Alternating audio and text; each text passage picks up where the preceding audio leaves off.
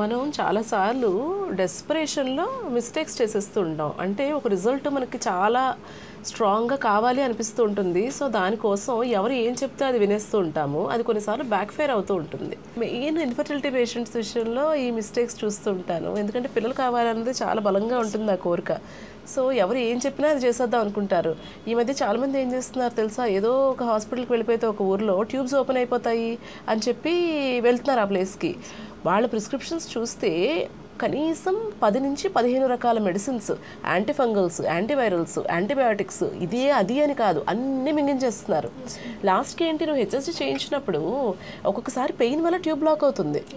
Next time నువ్వు HSG చేసినప్పుడు అది నార్మల్గా వస్తుంది. ఇట్ డజంట్ మీన్ అదేదో మింగేస్తే ట్యూబ్స్ ఓపెన్ అయిపోయినాయి అనేది కాదు.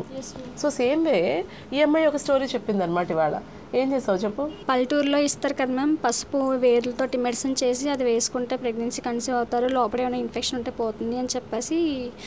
సో పెద్దవాళ్ళందరూ వాళ్ళకి అయ్యింది వీళ్ళకి అయ్యింది నీకు కూడా అవుతుంది, ఇన్నాళ్ళు మెడిసిన్స్ వాడుతున్నావు కదా అని చెప్పేసి అంటే సరే 1 month కదా అని చెప్పేసి ట్రై చేశాను, వేసుకున్నాను.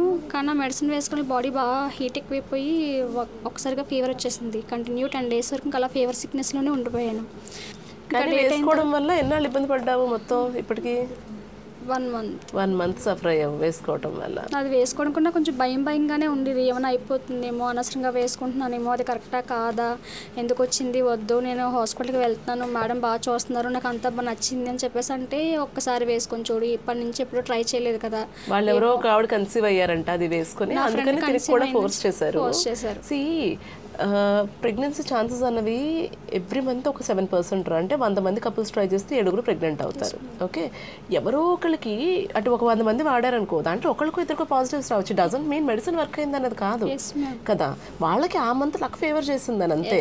సో ఎప్పుడు కూడా అలాంటి బ్లండర్స్ మాత్రం చేయకండి. వాళ్ళకి ఎవరికో వర్కౌట్ అయిపోయింది మాకు అయిపోతుంది అని సైన్స్ బ్యాక్ చేయని ట్రీట్మెంట్స్ మాత్రం చేసుకోకండి. Because whatever we give the treatment, దాని అంతటికీ ఒక ఎవిడెన్స్ బేస్డ్ మెడిసిన్ ప్రాక్టీస్ చేసేది.